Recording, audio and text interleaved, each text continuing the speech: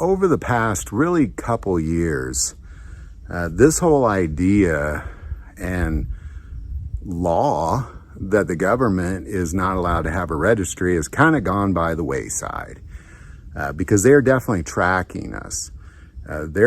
Should be no doubt in your mind that the government is really poking into ways to track the guns and ammo that you're buying. So I want to take a moment and give what I believe to be the top 5 best tips for making sure the government is not tracking you when you buy guns and ammo. Now, I also want to say that obviously there's going to be other things involved here, and maybe there's not a way to eliminate it completely, but at least this lowers the possibility of what it is they actually know about your guns and ammo. So here's your top 5 tips for making sure the government does not track the guns and ammo that you're buying.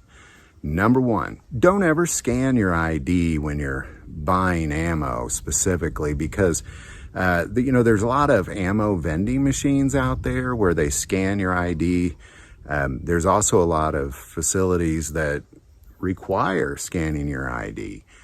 Don't go to those places. If they need to scan your ID to buy guns and ammo, you're in the wrong place. Number 2, don't use facial recognition. Now, this kind of seems like a no-brainer. I've never been to a guns and ammo store where they needed some sort of facial recognition. But again, we're going to go back to those vending machines. A lot of them, after they scan your ID, they're doing facial recognition, and then all that is logged into a system. So under no circumstances, don't stand there and pose for the facial recognition. Just don't do it. Again, if wherever you're buying ammo requires facial recognition, go to a different place. And I'm going to kind of tell you where to go at the end, kind of more of a 6th tip. Number 3, don't use digital background checks. Now, this is being logged by the ATF. So, unfortunately, I've fallen into that, not realizing it, where you go to a gun store and you pick out a gun and they say, oh, here, just fill it out on this laptop here. And I just kind of go along with it. Not anymore. Don't do that, because that is going into the NICS system.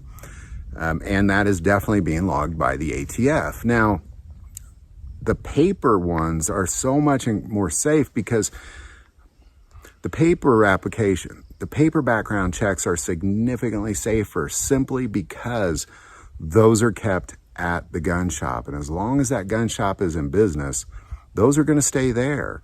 And even if they go out of business, it's just going to go into the giant warehouse of boxes of millions and millions of these just to be lost. Some of those facilities that the ATF has for these paper documents kind of look like the last scene of Raiders Lost Ark. It's not going to be found.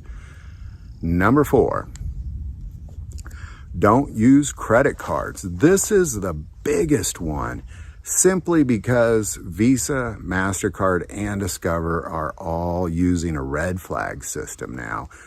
Gun stores have a different code. If I go in a gun store and I buy a couple thousand rounds of ammo and swipe my MasterCard, they're going to red flag me, and then they're going to send it to my local sheriff. And if you don't think it happens, in 2022 alone, there were 5.1 million red flag alerts sent to sheriffs throughout this country. And if you're leaning on, you might say, well, my local sheriff, he would never do that. He'd never turn that red flag over to the ATF.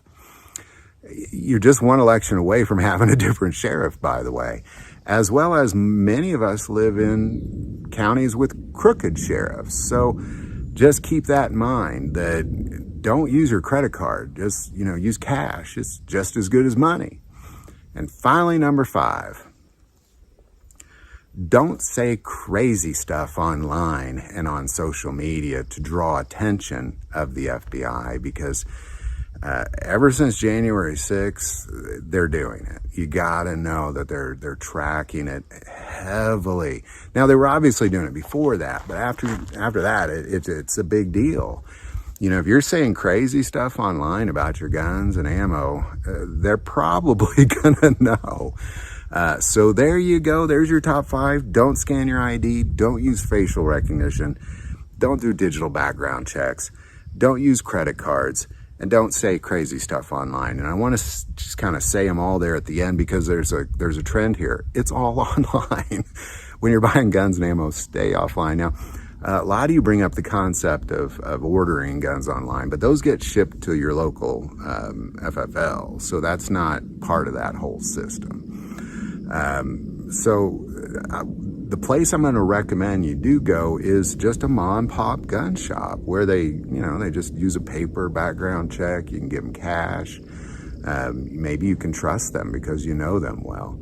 But that's what I'm going to recommend. That's the best way you have to avoid any sort of tracking by the government, is just to make sure that these online things, just stay away from them. When you're buying guns and ammo, just simply stay away from them. It's really not that complicated. So again, don't scan your ID. Don't use facial recognition. Don't use digital background checks. Don't use credit cards.